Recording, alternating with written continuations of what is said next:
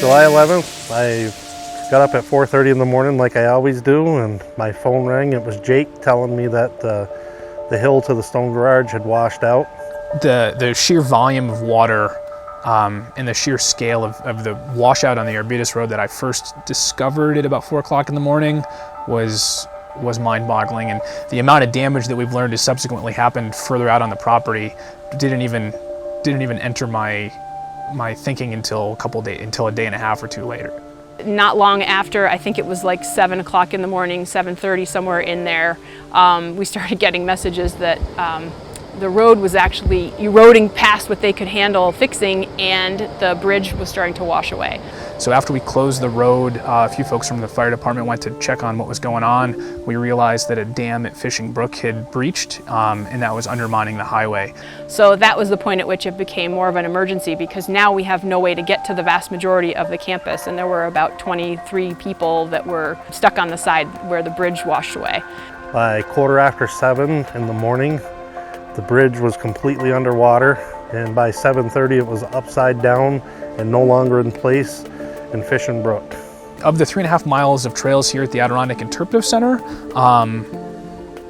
pretty much all of the built infrastructure that's low-lying, so those would be like bog bridges and boardwalks, all of that stuff was underwater and was shifted significantly by the floodwaters. And then there's two roughly 150 foot bridges that span to the outlet of Rich Lake. Those both washed away during the flood. This is the Western Moor Bridge, right where Rich Lake kind of funnels down. And you can see behind me, we've got sort of these rock piles and this cribbing. So this was a 6 foot wide structure that sat on top of these cribbing rock piles. Force of the water ended up actually ripping the bridge off, tipping the cribbing over, moving some of these rocks downstream, and between this and the bridge that's about a quarter mile to our east, some of this cribbing is actually floated downstream through at least 2 bodies of water and ended up about a mile from here.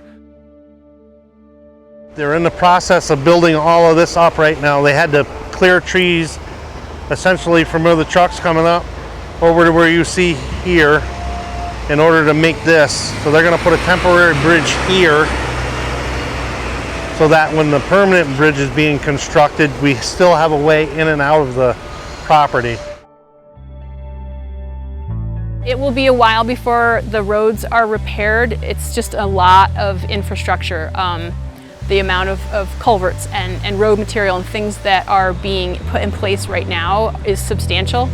This is a world lesson for us. The Adirondacks is, and ESF has an opportunity right now to be a leader at the world level in conservation, biodiversity, sustainability. We already are, but there's a very clear opportunity here. And if I were to dream, that would be my dream, is to really take that and hitch it to the global conversation about societally what are we doing in terms of our energy and other policies that we could probably do better.